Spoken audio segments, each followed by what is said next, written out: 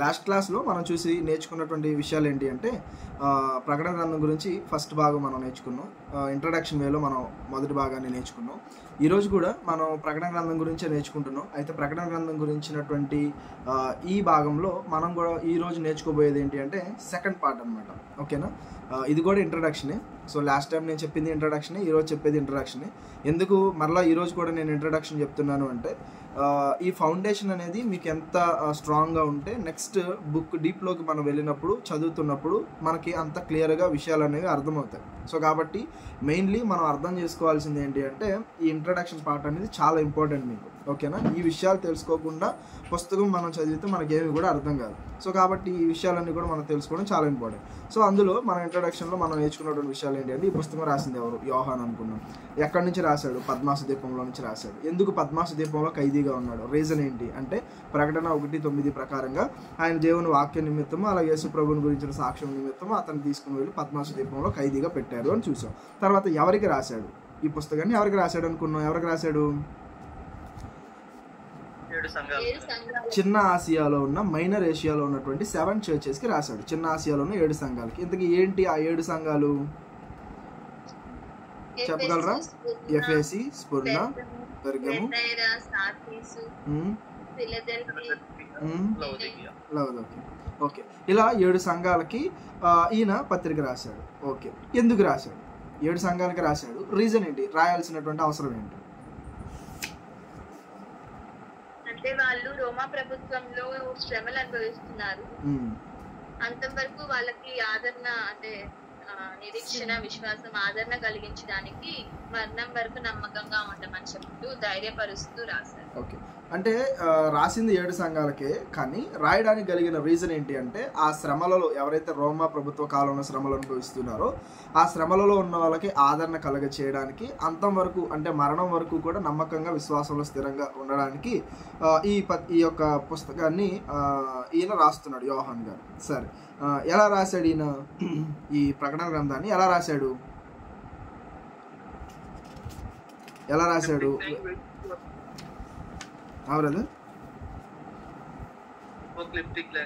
అపోక్లిప్టిక్ language లో రాశాడు. Okay, ఇంకా రాయబడినటువంటి విధానం గురించి మనం ఆలోచన చేసినప్పుడు ఇది రాసినటువంటి విధానం గ్రీకు భాషలో అపోక్లిప్టిక్ అంటారు. దీన్నే రెవల్యూషన్ ప్రకటన గ్రంథం అంటాము. ఇది ఒక వే ఆఫ్ లాంగ్వేజ్ అనమాట. ఈ విధానం అనేది ఏంటి అనేది కూడా మనం చూస్తాం. లాస్ట్ టైం నేను చెప్పాను, పుస్తకం బైబిల్ అంతా కూడా 66 పుస్తకాలు ఉంటాయి. దాంట్లో దాని యొక్క భాషా శైలిని మనం చూసినప్పుడు ఒక్కొక్క పుస్తకంలో మనకు ఒక్కో రకంగా మనకు కనబడుతూ ఉంటుంది. లైక్ మనకి ధర్మశాస్త్ర గ్రంథాలు ఉన్నాయి అని చెప్పేసి, తర్వాత ఇందులో స్టోరీ ఉన్నాయి అని చెప్పేసి, ఇలా కొన్ని రకాలైనటువంటి విధానాలు, కొన్ని సాహిత్యాల గురించి కూడా మనం చూసాం లాస్ట్ టైం. మీ అందరికీ గుర్తుందో లేదో కానీ. అయితే ఈ ప్రకటన గ్రంథాన్ని యోహాన్ గారు ప్రత్యక్షత ఏదైతే యేసు ప్రభు చూపిస్తూ ఉన్నారో ఆ ప్రత్యక్షతను బట్టి ఈయన రాస్తా ఉన్నాడు. రాసినటువంటి స్టైల్ ఎలా ఉంది అంటే అపోక్లిప్టిక్ లాంగ్వేజ్లో ఉంది. ఈ అపోక్లిప్టిక్ అంటే అర్థం ఏమనుకున్నాం? దీన్ని మనం సింపుల్గా చెప్పాలంటే ఫిగరేటివ్ లాంగ్వేజ్ అని కూడా చెప్పొచ్చు. సింబల్ అండ్ సైన్స్ అంటే ఏదైతే గుర్తుల్ని, చిహ్నాలని యూజ్ చేసి చెప్పేటువంటి, కమ్యూనికేట్ చేసేటువంటి భాష ఏదైతే ఉందో దాన్నే అపోక్లిప్టిక్ లాంగ్వేజ్ అని అంటారనమాట. అయితే ఈ ప్రకటన గ్రంథాన్ని మనం చూసినప్పుడు 3 టైప్స్ ఆఫ్ మనం 3 రకాలైనటువంటి విధానాలు మనం చూస్తూ ఉంటాం ఈ పుస్తకంలో. ఒకటి పత్రికా విధానంలో అంటే లెటర్ టైప్లో ఈ పుస్తకం ఉంటుంది అని చెప్పేసి, రెండోది వచ్చేసరికి ప్రవచన గ్రంథముగా ఇది ఉంది అనేసి, తర్వాత మూడోది వచ్చేసరికి ఇది అలంకార భాషలో రాయబడింది అని చెప్పేసి. రాయబడింది ఒకే పుస్తకం, ప్రకటన గ్రంథమే, కానీ దీనిలో పత్రికా విధానము ఉంది, ప్రవచన గ్రంథంగా ఉంది, మూడవది అలంకార భాషలో రాయబడింది అనే దాని గురించి మనం ఆలోచన చేసాం. అంటే ఎన్ని రకాలు ఉన్నాయి దీంట్లో అనేసి చెప్పేసరికి. అయితే ఇంకా మనం గమనించినప్పుడు ఇంకా ఏం గమనించాము? ఈ అపోక్లిప్టిక్ లాంగ్వేజ్ అనేది ఓన్లీ ప్రకటన గ్రంథంలోనైనా, ఇంకా ఏదైనా ఓల్డ్ టెస్ట్మెంట్ బుక్స్లో ఎక్కడైనా యూజ్ చేశారా? ఓకే, ఈ ఓల్డ్ టెస్ట్మెంట్లో కూడా 3 బుక్స్లో దీన్ని యూజ్ చేశారు. ఏవేంటి అవి? డానియేలు, జకరియా, యెహెజ్కేలు, ఈ 3 పుస్తకాల్లో కూడా ఈ సేమ్ లాంగ్వేజ్ అనేది యూజ్ చేయడం జరిగింది అనమాట. రైట్, యోహాన్ గారు మొత్తం ఎన్ని పుస్తకాలు రాశారండి కొత్త నిబంధనలో? 5 పుస్తకాలు. 5 పుస్తకాలు రాశాడు. మరి యోహాన్ రాసినటువంటి చిట్ట చివరి పుస్తకం ఏంటిది? ఇదే ప్రకటన. ప్రకటన గ్రంథం. సరే, ఈ అపోక్లిప్టిక్ లాంగ్వేజ్ అనేది ఎలా ఉంటుందో మనకు తెలుసు. సింబల్స్, సైన్స్ యూజ్ చేస్తారని మనం అనుకున్నాం. అయితే ఎందుకు ఇలా రాశాడు? మిగిలినటువంటి మిగిలినటువంటి 4 పుస్తకాలు నార్మల్ లాంగ్వేజ్లో రాసి ఓన్లీ ప్రకటన గ్రంథాన్ని మాత్రం యోహాను గారు ఎందుకు ఈ స్పెషల్ లాంగ్వేజ్లో, అపోక్లిప్టిక్ లాంగ్వేజ్లో రాయాల్సినంత అవసరం ఎందుకు వచ్చింది ఆయనకి? అంటే రోమా ప్రభుత్వం ఒకవేళ చదివేస్తే ఆయన కూడా శ్రమల్లో ఉన్నాడు కాబట్టి డైరెక్ట్ గా రాస్తే అందరికి కష్టం అవుతుందని సింబల్స్ ఓకే.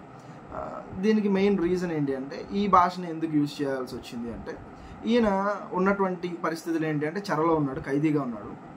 ఇన్ కేస్ ఈ ఉత్తరం కానీ 7 సంఘాలకి రాస్తున్నాడు కదా, ఇది రాసి ఆయన పంపించేటప్పుడు ఒకవేళ దారిలో ఉన్న చదవచ్చిన సైనికులు చదివేస్తే, లేదా హయ్యర్ అఫీషియల్కి ఇదిగో పద్మాసు ద్వీపంలో ఉన్న ఈ ఖైదీ యోహాను ఇలా ఒక లేఖ రాశాడు అని చెప్పేసి రోమా అధికారులకు ఒకవేళ దాన్ని ఇస్తే, వాళ్ళు చదివేస్తే పరిస్థితి ఎలా ఉంటుంది? అది ఆ నార్మల్ లాంగ్వేజ్లో రాస్తే అందరికీ అర్థమైపోతాయి. ఇంతకీ ఇది రాయడం వల్ల ఆయన ఏం కన్వే చేయాలనుకుంటున్నాడు అంటే ఆదరణ కలిగించాలనుకుంటున్నాడు. 2 విషయాలు మెయిన్లీ మనం చూస్తూ ఉంటాం యోహాన్ రాసిన దాంట్లో. ఒకటేంటి అంటే ఎవరైతే శ్రమలు అనుభవిస్తూ ఉన్నారో వాళ్ళందరికీ కూడా విజయం కలగబోతుంది, రోమ ప్రభుత్వం అంతం అయిపోబోతుంది, నాశనం అయిపోబోతుంది, మీరేం భయపడమాకండి, అంతిమ విజయం మనదే, క్రీస్తు జయించబోతున్నాడు, జయించిన వారిని కూడా ఆయన తనతో పాటు నిత్య రాజ్యంలో ఉండనిస్తాడు, జీవ కిరీటాన్ని ఇస్తాడు. ఇలా వాళ్ళందరినీ ఆదరించడానికి కొన్ని మాటలు రాశాడు కదా. ఇవి కనుక డైరెక్ట్గా రాసుంటే రోమియోలు కనుక అవి చదివితే వాళ్ళు ఏమనుకుంటారు? వీళ్ళు ఇంకా మన మీద పన్నాగం చేస్తున్నారా అని చెప్పి వాళ్ళకి ఇంకా శ్రమలు ఎక్కువ చేయడానికి, చంపేయడానికి చాలా అవకాశాలు ఉంటాయి. కాబట్టి రోమియోలకి, అధికారులకు అర్థం కాకుండా ఉండడానికి, ఇంకా క్రైస్తవులుగా ఉన్నటువంటి వారు ఎవరైతే ఉన్నారో వారికి అర్థం కావడానికి ఈ అపోక్లిప్టిక్ లాంగ్వేజ్లో యోహాన్ గారు రాశారు. ఇప్పుడు మీకు డౌట్ రావాలి, ఇప్పుడు యూదులందరికీ ఈ భాష అర్థమైద్దా, అర్థం కాదా? ఎవరైతే క్రైస్తవులుగా ఉండి యూదులుగా ఉన్నారో వాళ్ళకి ఈ భాష అర్థమవుతుంది. ఒకవేళ అన్యజనుల నుంచి క్రైస్తవులుగా మారిన వాళ్ళ సంగతి ఏంటి? వాళ్ళకి వీళ్ళు చెప్పాలండి, అర్థమైన వాళ్ళు. మీకు అర్థమవుతుందా? యాక్చువల్గా ఈ పంపించే లెటర్ ఎవరి కోసం పంపిస్తున్నారు అంటే సంఘానికి పంపిస్తున్నారు. సంఘంలో మ్యాక్సిమం అక్కడ ఉన్నటువంటి సంఘస్థులు ఎవరు? యూదులుగా ఉండి క్రైస్తవులుగా మారిన వాళ్ళే. ఆల్రెడీ పాత నిబంధన లేఖనాల మీద వాళ్ళకి అవగాహన ఉంటుంది కాబట్టి వీళ్ళు ఏం చేస్తారు, దీన్ని చదివినప్పుడు వాళ్ళకి క్లియర్గా అర్థమవుతుంది యోహాను ఏ ఉద్దేశంతో ఈ పత్రిక రాశాడో ఆ ఉద్దేశం అంతా కూడా వీళ్ళకి అర్థమైంది. ఇప్పుడు మిగిలినటువంటి అన్యజనులుగా ఉండి ఎవరైతే క్రీస్తులోనికి వచ్చారో వారందరికీ కూడా వీళ్ళు చెప్తారనమాట. ఓకేనా, యోహాను ఇలా మనం బలపరచడానికి యేసు ప్రభు ఆయనకి ప్రత్యక్షపరిచినటువంటి విషయాలన్నీ పరిశుద్ధాత్మ ప్రేరణతో ఇదిగో మనల్ని బలపరచడానికి, సంఘాన్ని బలపరచడానికి ఇలా ఒక లేఖ రాసి మనకు పంపించాడు అనే విషయాన్ని వాళ్ళు కన్వే చేస్తారనమాట. ఓకేనా, రైట్. అయితే తర్వాత ఈయన ఏ కాలంలో రాశాడండి ఈ పుస్తకాన్ని? అరౌండ్ 95-96 ADలో ఈయన రాశాడు అని మనం అనుకున్నాం. ఇంకా మనం ఏమనుకున్నాం, ఇంకా ఏం చెప్పుకున్నాం అండి?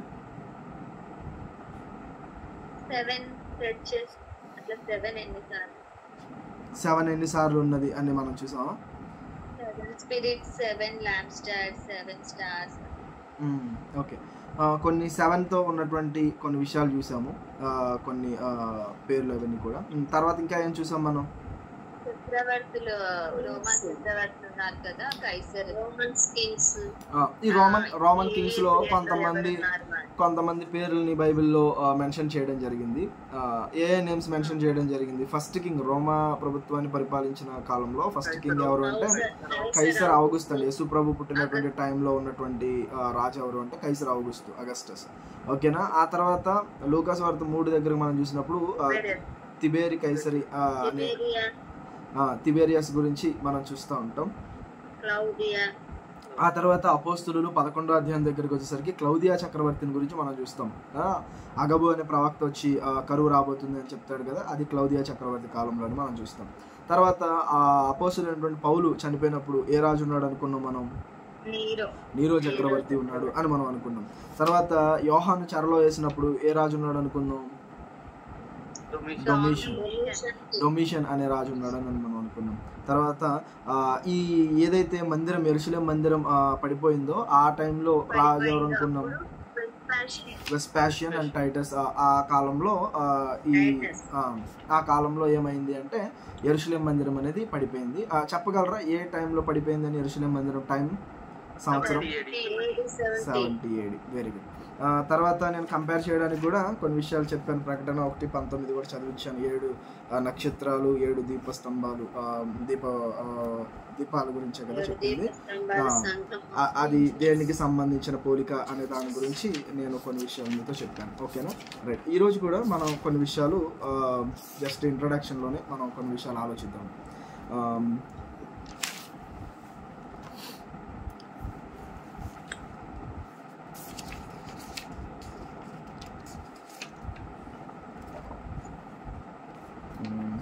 నేను మీకు స్క్రీన్ షేర్ చేస్తా మీ అందరికి, సో దెన్ మీకు క్లియర్గా కొన్ని విషయాలు అర్థమవుతాయి. Where is screen sharing?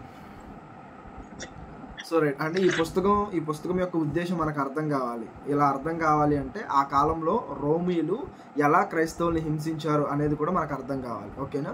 So వాళ్ళు హింసించినటువంటి విధానం ఎలా ఉంది అనేది ఒకసారి మనం ఆలోచించేద్దాం. ఇక్కడ ఈ పిక్చర్ కానీ మీరు చూసారు అంటే ఈ పిక్చర్లో మీకు సింహం ఇవి కనబడతా ఉంది కదా. వీళ్ళు ఏం చేసేవాళ్ళు అంటే ఇలా చుట్టూ జనాలు కూడా మీకు కనబడుతున్నారు. అలా సింహాన్ని వదిలిపెట్టేసి క్రైస్తవులుగా ఉన్న వాళ్ళని వదిలిపెట్టేసేవాళ్ళు అనమాట. వాటి ముందు వాటితో ఎంతసేపు అని పోరాడగలడు మనిషి? తనకు ఓపుకున్నంత వరకు పోరాడేవాడు. చివరికి ఆ సింహం ఆ మనుషుల్ని చీల్చుకుని తినేసేదనమాట. ఓకేనా? అంటే ఈ విధంగా ఏం చేసేవాళ్ళంటే సింహాల ముందు క్రైస్తవులు వేసేసి ఆ స్టేడియంలో వాళ్ళని సింహాలు తింటూ ఉంటే వాళ్ళు చాలా ఆనందించేవాళ్ళు అనమాట. అంత క్రూరత్వానికి ఎంత క్రూరంగా వాళ్ళందరూ కూడా ఉండేవాళ్ళు అనమాట. ఇంకో రెండో రకం ఏం చేసేవాళ్ళు అంటే ఇదిగో మీకు కనబడుతుందండి ఈ పిక్చరు. వీళ్ళు ఏం చేసేవాళ్ళు అంటే క్రైస్తవుల్ని స్తంభాలకు కట్టేవాళ్ళు. స్తంభాలకు కట్టి ఏం చేసేవాళ్ళు అంటే వాళ్ళపైన తారు పూసేవాళ్ళు. తారు లేదా ఆయిల్ అంటారు, అలా వాళ్ళకి పూసేసి వాళ్ళని ఏం చేసేవాళ్ళు అంటే రేత్రిపూట నైట్ టైము వెలుగు కోసం వాళ్ళని అలా కట్టేసి వాళ్ళని కాల్చేసేవాళ్ళు, ఎవరైతే క్రైస్తవులుగా ఉన్నారో వాళ్ళందరినీ. ఇప్పుడు వాళ్ళు ఎందుకోసం ఇలా చేశారు అంటే ఆ కాలంలో ఉన్నటువంటి రోమీలకు ఏముండేది అంటే ఎవరైతే రాజులుగా ఉన్నారో వాళ్ళు ఏం చేసుకునేవాళ్ళు అంటే ముందు మమ్మల్ని మొక్కండి, ఇదిగో మా ఆజ్ఞలే ఫాలో అవ్వండి అని చెప్పేసి రాజులు చాలా స్ట్రిక్ట్గా ఉండేవాళ్ళు.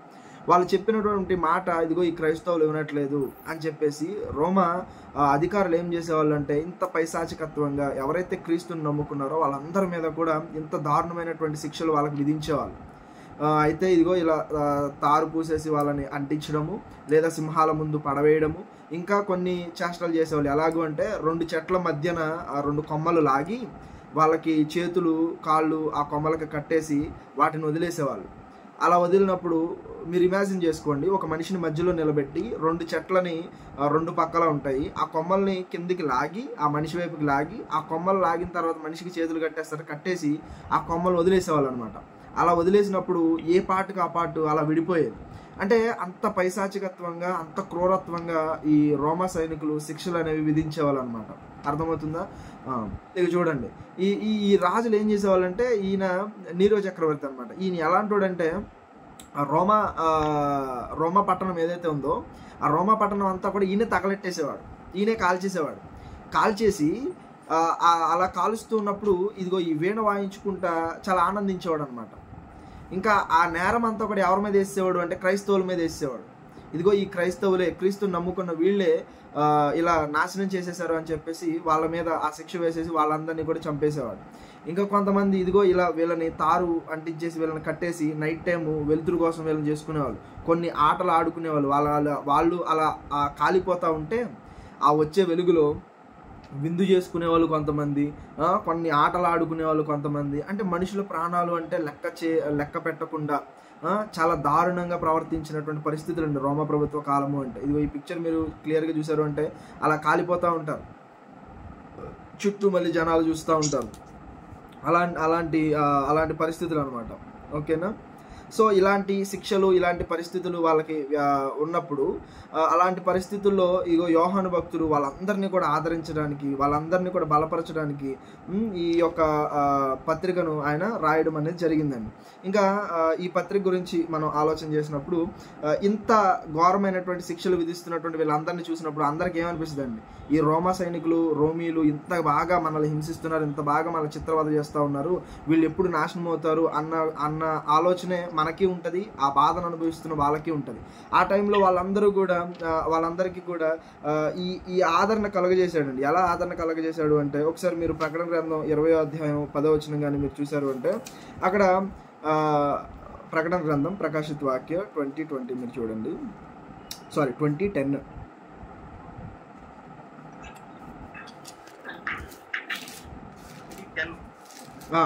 20 చాప్టర్ 20 వర్సెస్ 10.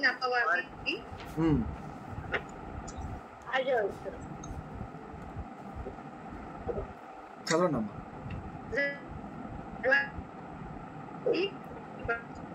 సారీ అమ్మా, మీ సిగ్నల్ సరిగ్గా లేనట్టుంది, కొంచెం క్లియర్గా. వారిని మోసపరిచిన అపవాది అగ్ని గంధకములు గల గుండములో పడవేయబడింది. అచ్చట క్రూర ముఖమును అబద్ధ ప్రవక్తి ఉన్నారు. వారు యుగయుగములు రాత్రింబగళ్ళు బాధింపబడుతుంది. సో అక్కడ వాళ్ళందరికీ ఆదరణ కలుగ చేయడానికి అపవాది యొక్క అంతాన్ని గురించి మాట్లాడుతూ, ఇదిగో అబద్ధ ప్రవక్తల గురించి, వీళ్ళందరూ కూడా అగ్నిగుండంలో పడవేయబడతారు, వాళ్ళందరి యొక్క నాశనం జరగబోతుంది అనే దాని గురించి మాట్లాడతాడు. ఇంకా 18వ అధ్యాయము 2 ఆ వచనాలు కానీ మీరు చూసారు అంటే, బబులోను రాజ్యం గురించి మాట్లాడతాడు. అక్కడ బబులోను అనేది ఎవరి గురించి మాట్లాడుతున్నాడు ఆయన అంటే, రోమా ప్రభుత్వాన్ని గురించే మాట్లాడుతున్నాడు. లిటరల్గా బబులోను అంటే బబులోను గురించి మాట్లాడట్లేదు. ఎవరి గురించి మాట్లాడంటే రోమిల గురించి, వాళ్ళ నాశనాన్ని గురించి అక్కడ మాట్లాడుతూ ఉంటాడు. ఓకేనా? అంటే ఇది ఫిగరేటివ్ లాంగ్వేజ్ కదా, ముందే చెప్పాను కదా, అక్షరార్థంగా ఏది కూడా తీసుకోకూడదు. బబులోను అంటే బబులోను కాదు. నెంబర్ 7 అంటే దాని వెనకాల ఒక అర్థం ఉంటుంది. ఓకేనా? ఒక ముద్ర అంటే దాని వెనకాల ఒక అర్థం ఉంటుంది. బూర అంటే ఒక అర్థం ఉంటుంది. ఓకేనా? పాత్ర అంటే ఒక అర్థం ఉంటుంది. అలా మీరు ప్రతి దాని వెనకాల కూడా ఒక అర్థం ఉంటుంది. సో లిటరల్గా ఇక్కడ బబులోన్ అన్నాడు కాబట్టి బబులోన్ తీసుకోవాల్సిన అవసరం లేదు. ఎందుకంటే అప్పటికే బబులోన్ రాజ్యం నాశనం అయిపోయింది. మాది పారసీక రాజ్యం అయిపోయింది, గ్రీకు రాజ్యం అయిపోయింది. ఇప్పుడు ఏ రాజ్యం నడుస్తుంది? రోమా ప్రభుత్వ కాలం నడుస్తుంది. ఈ రోమా ప్రభుత్వాన్ని యోహాను గారు ఎలా పోలుస్తున్నాడు అంటే బబులోనుగా పోలుస్తున్నాడు. ఆ కాలంలో వాళ్ళు ఎలాగైతే హింసించారో, ఎలాగైతే చిత్రవద చేశారో అలాంటి పరిస్థితులు ఇప్పుడు కూడా ఉన్నాయి. ఇంకా మనం కంపేర్ చేయొచ్చు అంటే, ఫస్ట్ టైం యెరూషలేము టెంపుల్ని డిస్ట్రాయ్ చేసింది ఎవరండి మీకు తెలుసా? సొలొమోన్ కట్టినటువంటి ఆ యెరూషలేము టెంపుల్ని ఎవరు డిస్ట్రాయ్ చేశారు?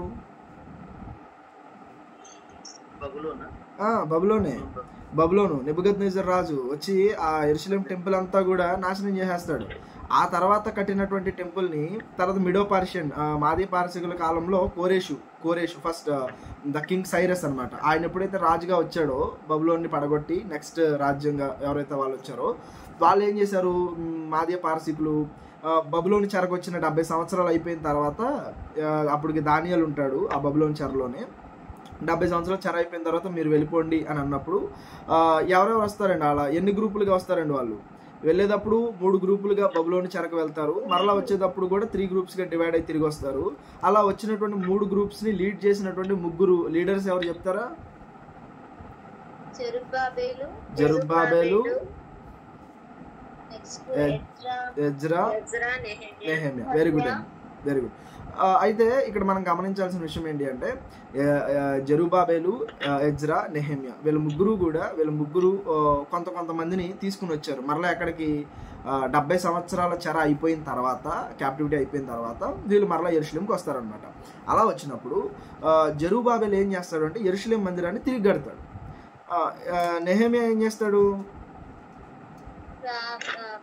చుట్టూ కాంపౌండ్ వాళ్ళు ప్రాకారాలు కడతాడు. మరి ఎజ్రా ఏం చేస్తాడు?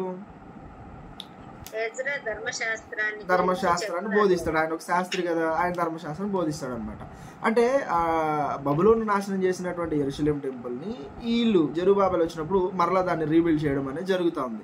అయితే ఆ బబులోను కాలంలో ఎలాగైతే ఆ టెంపుల్ నాశనం అయిందో, దాన్ని ఎలాగైతే పడగొట్టారో, అలాగే ఈ రోమా ప్రభుత్వ కాలంలో 70వ సంవత్సరం AD 70లో మరలా కూడా ఆ టెంపుల్ని పడగొట్టడం అనేది జరిగిందనమాట. ఓకేనా? జస్ట్ మీకు కంపారిజన్ చెప్తాను. బబులోను రాజ్యకాలంలో టెంపుల్ని పడగొట్టారు, సొలొమోన్ కట్టింది. తర్వాత కాలంలో కట్టినటువంటి టెంపుల్ని వీళ్ళు ఎవరు? రోమీలు ప్రభుత్వం చేస్తున్నప్పుడు, వాళ్ళ కింగ్డమ్ ఉన్నప్పుడు అది పడడం జరిగింది AD 70లో. ఓకేనా? అది 586లో, ఇది AD 70లో. ఓకేనా? రైట్. నేను ఇప్పుడు ఏం చేస్తానంటే కొన్ని వివరాలు నేను మీకు ఇస్తాను, అవి కొంచెం రాసుకోండి. అవి ఎలాగంటే, మీరు ఒకవేళ లెటర్ వేలో మీరు దీన్ని అర్థం చేసుకోవాలి అని మీరు అనుకుంటే, ప్రకటన గ్రంథాన్ని ఒక లెటర్ ఫార్మేట్లో మీరు అర్థం చేసుకోవాలి అంటే 1వ అధ్యాయము 1 నుంచి 8 వాక్యాల్లో అక్కడ ఇంట్రడక్షన్ గురించి చెప్తాడు. ఓకేనా? 1వ అధ్యాయం 1 నుంచి 8లో జస్ట్ ఇంట్రడక్షన్ మీరు చూస్తారు. దాని తర్వాత 1వ అధ్యాయం 9 నుంచి 22వ అధ్యాయం 5వ వచనం వరకు అక్కడంతా కూడా మీకు ఏ ఉద్దేశంతో రాస్తున్నాడు అన్న అంశం అంతా, ఒక పాఠం అంతా కూడా మీకు కనబడుతూ ఉంటుంది.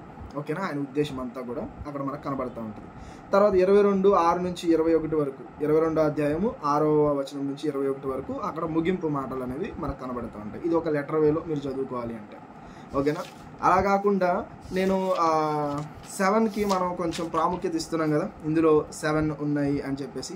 ఒకవేళ ఓవరాల్గా అవుట్లైన్గా నేను 7ని ఫోకస్ చేస్తూ నేను చూడాలి, ఈ మొత్తం ఈ అధ్యాయాలన్నీ కూడా ఎలా డివైడ్ చేసుకోగలను అని ఒకవేళ అనుకుంటే 1వ అధ్యాయం నుంచి 4వ అధ్యాయం వరకు అక్కడ 7 చర్చెస్ గురించి మాట్లాడతాడు. ఓకేనా? చాప్టర్ 1 నుంచి చాప్టర్ 4 వరకు 7 చర్చెస్ ఆఫ్ మైనర్ ఏషియా. ఓకేనా? చిన్న ఆసియాలో ఉన్నటువంటి 7 సంఘాల గురించి చెప్తాడు 1 నుంచి 4 అధ్యాయాల్లో. తర్వాత 5 నుంచి 8 అధ్యాయాలకు వచ్చేసరికి 7 ముద్రల గురించి చెప్తాడు, 7 సీల్స్. ఓకేనా? 7 సీల్స్ గురించి చెప్తాడు 5th నుంచి 8th వరకు. తర్వాత వచ్చేసరికి 9th చాప్టర్, సెకండ్దమ్మా, సెకండ్ వచ్చి 1 to 4 వచ్చేసరికి 7 సంఘాల గురించి. రెండవది వచ్చేసరికి 7 సీల్స్, ముద్రలు, 7 ముద్రలు, 5 నుంచి 8 అధ్యాయాలు, 5 నుంచి 8 అధ్యాయాలు. దాని తర్వాత 7 ట్రంపెట్స్, 7 బూరలు, 7 తురిహి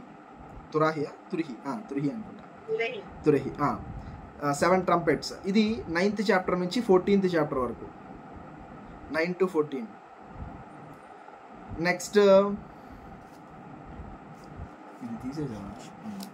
నెక్స్ట్ వచ్చేసరికి 15th చాప్టర్ నుంచి 18th వరకు 7 బౌల్స్ ఆఫ్ రాత్, 7 క్రోధ్కి కఠోరి. దాన్ని తెలుగులో ఏమంటారంటే ఉగ్రత పాత్రలు అంటాం కదా, 7 ఉగ్రత పాత్రలు 15 నుంచి 18 వరకు. ఇక 19 నుంచి 22 అధ్యాయాల వరకు ఇక ముగింపు మాటల గురించి మనం చూస్తామంట, ఫైనల్ వర్డ్స్ అన్నమాట, అంతిమ శబ్దకి మాట. ఓకే అమ్మా, 7 గురించి మీకు అర్థమైందా? Okay brother. Okay right. ఇంకా మనం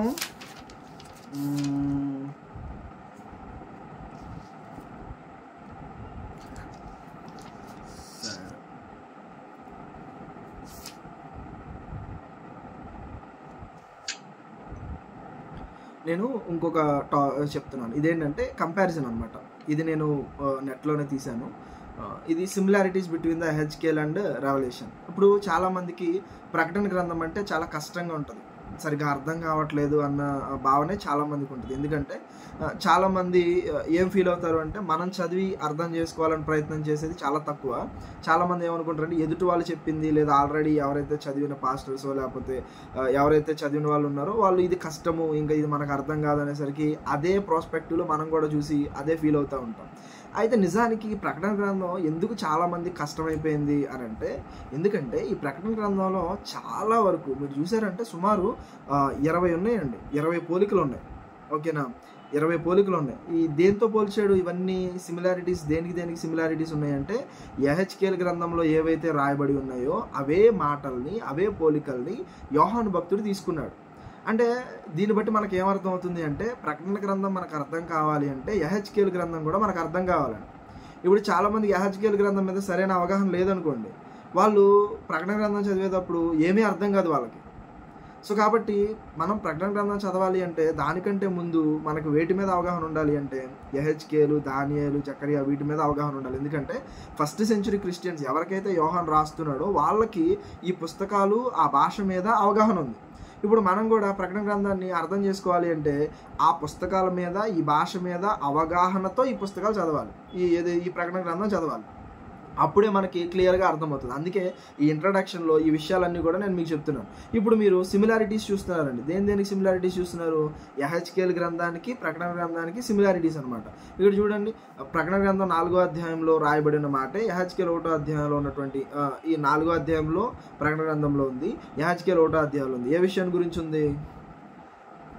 థ్రోన్ అండ్ విజన్ అంటేనా సింహాసనాన్ని గురించి, ప్రత్యక్షతను గురించి అక్కడ రాయబడి ఉంది. ఇప్పుడు ప్రకటన గ్రంథం 5వ అధ్యాయంలోను, యెహెజ్కేలు గ్రంథం 2-3 అధ్యాయంలో ఒక పుస్తకం గురించి, గ్రంథం గురించి మాట్లాడడం జరిగింది. ఓకేనా? ఈ రెండు పుస్తకాల్లో కూడా గ్రంథము అనేటువంటి దాని గురించినటువంటి ప్రస్తావన జరిగింది.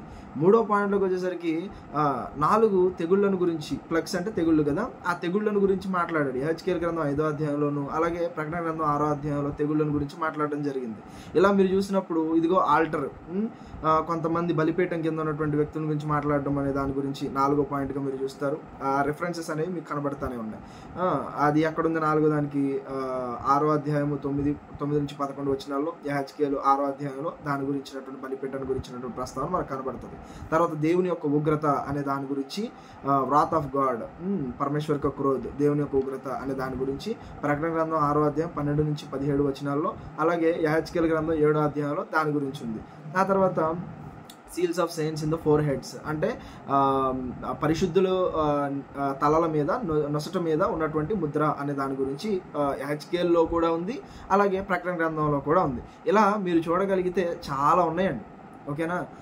కోల్స్ ఆఫ్ ద ఆల్టర్ అని, నో మోర్ డిలే అని, ఈటింగ్ ఆఫ్ ద బుక్ అని, మెజరింగ్ ఆఫ్ ద టెంపుల్ అని, జెరూసలేం అండ్ సొదోమ అని, యెరూషలేము సొదోమ గురించి, తర్వాత కప్ ఆఫ్ రాత్ ఉగ్రత పాత్రల గురించి, తర్వాత వైన్ ఆఫ్ ద ల్యాండ్ అని చెప్పేసి, ఓకేనా?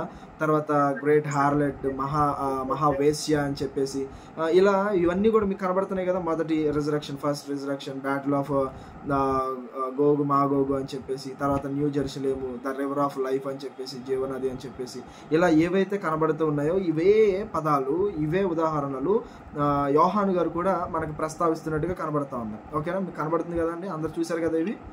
తర్వాత నేను గ్రూప్లో కూడా వీటిని నేను షేర్ చేస్తాను. నేను గ్రూప్లో కూడా నేను షేర్ చేస్తాను. ఓకేనా? రైట్. అయితే ఇంకొక కంపారిజన్ కూడా నేను చూపించాలనుకుంటున్నాను. అది ఇక్కడ ఇది చూడండి మీరు. ఈ కంపారిజన్ ఏంటి అంటే, ఇది మీలో ఎంతమందికి తెలుసండి? ఎవరైనా చెప్పగలరు నాకు? ఇది డానియల్కి వచ్చినటువంటి కళ అండి ఇది. ఓకేనా? డానియల్కి ఏం కళ వచ్చింది చెప్తారా ఎవరైనా? ఇవి బుక్ ఆఫ్ డానియల్ గ్రంథంలోనే ఒక 2వ అధ్యాయంలో ఈ కళ వచ్చిందండి ఆయనకి. ఈ కళ వచ్చింది, స్టాచ్యూ కళ వచ్చింది డానియల్ చాప్టర్ 2లో. అదే డానియల్కి ఇక్కడ 4 బీస్ట్స్ గురించి, 4 రకాలైన జంతువుల గురించి డానియల్ చాప్టర్ 7లో ఈ కళ వచ్చిందండి ఆయనకి. 2 కళలు ఆయనకు వచ్చినాయి. ఇప్పుడు ఇవి దేని గురించి చెప్తున్నాయండి? ఈ కళల భావం ఏంటండి చెప్పగలరా ఎవరైనా? చెప్తారండి ఎవరైనా ఈ కళ భావం ఏంటి అనేది? 4 రాజ్యాల గురించి మీకు చాలా క్లియర్గా అక్కడ రాజ్యాల గురించి కూడా చెప్పబడుతుందండి. మీరు చూడండి, చాలా క్లియర్గా మీకు ఎక్స్ప్లెనేషన్ కూడా అదే ఇమేజ్లో మీకు కనబడుతుంది. గోల్డ్ అనేది వచ్చేసరికి బబులోన్కి సింబల్గా ఉంది. ఆ బబులోన్ కింగ్డమ్ ఎప్పటిదాకా ఉంది అంటే 605 నుంచి 539 BC వరకు ఆ కింగ్డమ్ నడిచిందండి. అది గోల్డ్కి, హెడ్కి సూచన. ఆ పక్కన ఉన్నటువంటి సింహానికి సేమ్ అదే ప్యారలల్ అనమాట. ఓకేనా? ఒకే రాజ్యాన్ని గురించి 2 రకాలుగా పోల్చడం జరిగింది. మీకు అర్థమవుతుందా? మిడో పార్షియన్ని ఇదిగో ఇలా ఎలుగుబంటితో పోల్చాడండి. ఓకేనా? ఇక్కడైతే చెస్ట్ అండ్ ఆర్మ్స్తో పోల్చాడండి. తర్వాత గ్రీక్, అలెగ్జాండర్ ద గ్రేట్ పరిపాలించిన గ్రీక్ రాజ్యం ఉంది కదా, దాన్ని దేంతో పోల్చాడు? బెల్లీ అండ్ థైస్తో పోల్చాడండి. ఇక్కడికి వచ్చేసరికి ఇదిగో ఇలా 3rd ఇమేజ్ మీకు కనబడుతుంది కదా, అలాంటి ఒక క్రూరమైనటువంటి జంతువుతో పోల్చాడండి. తర్వాత 4th రోమా ప్రభుత్వం ఉంది కదా, దాన్ని ఎలా ఉందంటే లెగ్స్ అండ్ ఆర్మ్స్ అనమాట. ఈ ఇమేజ్ వచ్చేసరికి లెగ్స్ అండ్ ఆర్మ్స్, పాదాలు, అలాగే ఏముంటుంది అది కాళ్ళు. ఓకేనా? ఇవి ఎలా ఉంటాయంటే ఐరన్ మట్టితో కలిసి, ఇనుము మట్టి కలిసినటువంటి పాదాలు అనమాట. ఇక్కడ వచ్చేసరికి ఈ బీస్ట్తో 4వ జంతువుతో ఇలా పోల్చాడండి. మీకు అర్థమవుతుందండి? అంటే ఒక రాజ్యాన్ని పోల్చడానికి, ఆ ప్రభుత్వాన్ని పోల్చడానికి కళలో లేదా దర్శనంలో ఇలా వాళ్ళు దాన్ని పోల్చడం అనేది జరిగింది. ఓకేనా? ఇవన్నీ చూపిస్తున్నాను అంటే, నిజంగా జంతువు అంటే జంతువుని తీసుకోకూడదు. కట్టేసాను. నిజంగా జంతువు అంటే జంతువును మనం తీసుకోకూడదండి. మీకు అర్థమవుతుందా? అందుకే ఇవన్నీ కూడా నేను చూపిస్తున్నాను. మనం నెక్స్ట్ ప్రకటన గ్రంథం స్టడీలోకి మనం వెళ్ళినప్పుడు కొన్ని రకాలైన జంతువుల గురించి మనం చూస్తూ ఉంటాం. మనం లిటరల్గా అమ్మో ఆ జంతువు వచ్చేసిద్దేమో అని దాని గురించి భయపడాల్సిన అవసరం లేదు. ఎందుకంటే ఆ జంతువు దేనికో ఒక దాంతో పోలుస్తున్నాడు. ఇప్పుడు సపోజ్ సింహం ఉంది, దాన్ని దేంతో పోల్చాడు? బబులోన్ రాజ్యంతో పోల్చాడు. సో అలాగే ఎలుగుబంటి ఉంది, దాన్ని మిడో పార్షియన్తో పోల్చాడు. అలాగే ప్రకటన గ్రంథంలో కూడా ఏవైతే జంతువులు మనకు కనబడుతున్నాయో వాటి వెనకాల కూడా ఏదో ఒక దాని గురించి, ఏదో ఒక రాజ్యం గురించి చెప్పడం అనేది, ఏదో ఒక ఉద్దేశం అనేది మనకి కనబడుతుందండి. అలాగే మీరు ఇందాక నేను యెహెజ్కేలు గ్రంథము అలాగే ప్రకటన గ్రంథం మధ్య ఉన్నటువంటి కంపారిజన్ చూసాం మనం. ఇప్పుడు మనం ఏం చూడబోతున్నాం అంటే ప్రకటన గ్రంథానికి దానియేలు గ్రంథానికి ఉన్నటువంటి కంపారిజన్ మనం చూడబోతున్నాం. ఇక్కడ కూడా మీరు చూడగలిగితే కొన్ని ఇక్కడ చెప్తా ఉన్నాడు. ఏమేమి ఉన్నాయి ఇక్కడ కూడా, బీస్ట్ ఫ్రమ్ సీ అంటే సముద్రంలో నుంచి వచ్చినటువంటి ఒక క్రూరమైన జంతువుని గురించి చెప్తాడు. 10 కొమ్ములు 10 హార్న్స్ గురించి చెప్తా ఉన్నాడు. ఇలా కొన్ని లెపర్డ్, బియర్, లయన్, ఓకేనా, గ్రేట్ పవర్. తర్వాత ఇక్కడ ఇది మాత్రం నోట్ చేసుకోండి, నేను దీని గురించి మాట్లాడతాను. ఏంటిదంటే 42 months ఆర్ 3.5 years అని చెప్పి ఒక నెంబర్ ఉంది, మీకు కనబడుతుందండి ఇది. దీని గురించి మనం మాట్లాడుకుందాం ఇప్పుడు, ఓకేనా. తర్వాత కన్క్వైర్ సైన్స్, పరిశుద్ధులు స్వాధీనపరచుకోబోయే దాని గురించి, తర్వాత గ్లోబల్ డామినేషన్ అథారిటీ దాని గురించి, తర్వాత వర్షిప్ ఇమేజ్ అండ్ అంటే దీనిలో కూడా ఏమున్నాయి అంటే ప్రకటన గ్రంథంలో దానియేలు గ్రంథంలో రాయబడి ఉన్న విషయాలు కొన్ని పోలికలుగా కూడా చెప్పడం అనేది జరిగింది. సో ఇప్పుడు దీని కన్క్లూడ్గా నేనేం చెప్పాలనుకున్నానంటే ప్రకటన గ్రంథం చదివేటప్పుడు దానియేలు గ్రంథం మీద, యెహెజ్కేలు గ్రంథం మీద మనకి ఒక అవగాహన అనేది ఉండాలి. అలా ఉన్నప్పుడు మాత్రమే ప్రకటన గ్రంథాన్ని మనం చక్కగా అర్థం చేసుకోగలం. అలా కాకుండా కేవలం నేను లిటరల్గా అర్థం చేసుకుంటాను, మనకి ప్రకటన గ్రంథం నాకు ఎలా కనబడుతుందో, నాకు ఎలాగ అర్థమవుతుందో నేను అలాగే దాన్ని అర్థం చేసుకుంటాను అంటే మాత్రం మనకి ఎప్పటికీ కూడా ప్రకటన గ్రంథం అనేది అర్థమే కాదండి. ఓకేనా, రైట్.